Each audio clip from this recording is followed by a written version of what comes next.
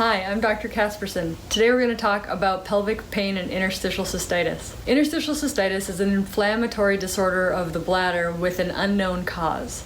It's common in women, more so than men, but both genders can be affected. The symptoms of interstitial cystitis can be similar to those of an acute urinary tract infection, but the symptoms tend to wax and wane over time and are not improved with treatments of antibiotics. Also, when you do a urine culture to check for infection, it's frequently negative. So women come in thinking they have recurrent urinary tract infections because the symptoms feel very similar to interstitial cystitis and chronic pelvic pain. Scientists think that in people with interstitial cystitis, the mucosal lining of the bladder is defective or leaky, and things that we eat or drink can irritate the bladder because of the lining of the bladder is more permeable to irritative things. So diet and lifestyle is very important in treating chronic pelvic pain and interstitial cystitis. Men and women, when they start to pay attention to their diet and symptoms, they notice that spicy foods, acidic foods, foods in the nightshade family can affect their symptoms, as well as alcohol, caffeine, and their urine simply being too dehydrated. A lot of people notice that if they stay well hydrated, where the urine is more water-like instead of concentrated, it's less irritating to both the bladder and the urethra, and this can help interstitial cystitis and chronic urethritis. Other symptoms with interstitial cystitis is urinary frequency, sometimes voiding more than 15 times a day, or a severe urgency where you cannot wait the ability of an open bathroom, you have to go right away. In chronic pelvic pain, pain might be felt all over the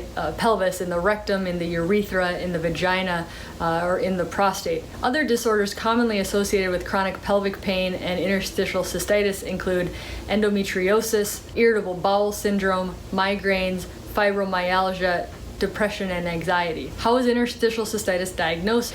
It's a diagnosis of exclusion, meaning there's no blood test or picture or imaging that can tell a person they have interstitial cystitis. It usually comes about as a diagnosis when it's chronic, urine cultures have been negative, imaging is negative. With a lack of any other underlying diagnosis, interstitial cystitis and chronic pelvic pain kind of come to the surface. I usually ask my patients, have you heard of interstitial cystitis, and does that sound like what you have? And they've usually done a lot of research and they come in saying, yeah, that really sounds like what I have, or no, it doesn't, for whatever reason. How is this disorder treated? Lifestyle management, reducing stress, increasing exercise that doesn't exacerbate the condition.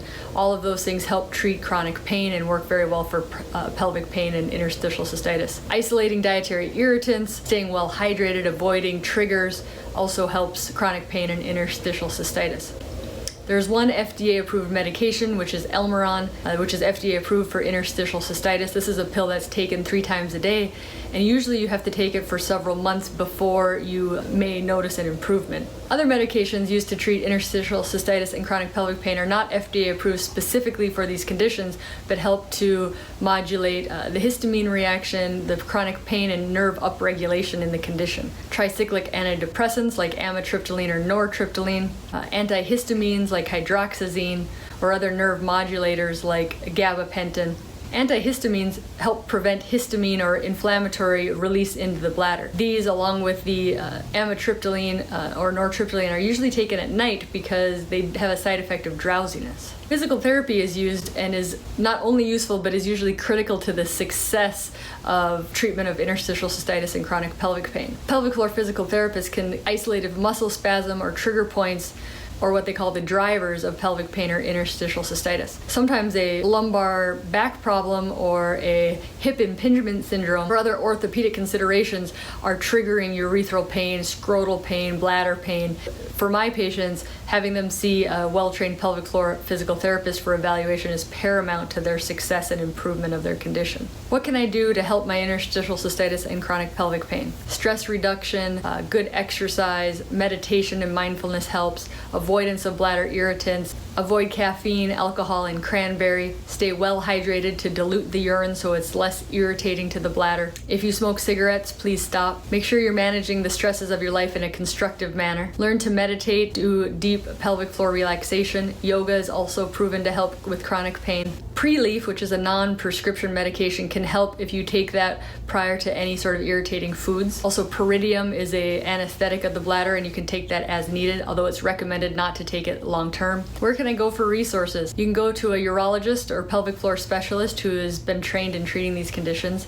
The Interstitial Cystitis Network is a very helpful national organization.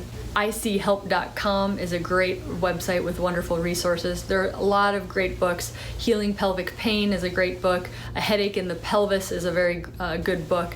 Just helping and educating patients that they're not alone, that this condition is very common, and there are different treatment options available. Thank you for listening, and I hope this was helpful for you.